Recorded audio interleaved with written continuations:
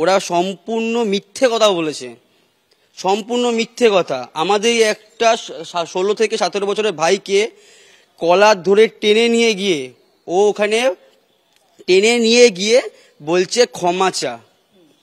ওনারা উপর থেকে রকেট থেকে শুরু করে বোম মারছে কাদের গায়ে? আমাদের যারা ঢাক বাজাচ্ছিল, কুরকুরিয়ারা বাজাচ্ছিল, ওনাদের গায়ে বোম মারছে।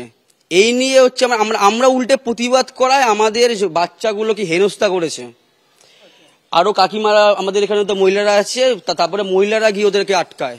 না না, মহিলার গায়ে চকলেট বোম ছোড়া হয়নি। মহিলাটা হচ্ছে একটা 10 থেকে 11 বছর বা 9 বছর হবে, ওর গায়ের মধ্যে উপর থেকে চকলেট বোম ছুঁড়ে মেরেছে। একটা দুটো না, অনেকটা। নিচে যখন নেমেছিল ওনার গায়ে কেউ হাত তুলিনি, উল্টে বাচ্চাটাকে উনি কলার ধরে নিয়ে এসে বলছে যে কান ধরে উঠবস কর। ওই শুরু হয়ে গেল, তারপরে ওপরে উঠে গেল সবাই, সবাই যা সিনিয়র ছিল সবাই ওপরে তুলে দিল। ওপরে তুলে গিয়ে তারপরে ওখান থেকে আবার বোম মারা শুরু করে দিল। কলারস্কুল গিয়ে চেয়ারা কেমন আছে? ওটা তো ভাঙাই, তো ওটা তো আগে থেকেই ভাঙা। ওইটা ফ্ল্যাটটাই তো ভাঙা অবস্থায়।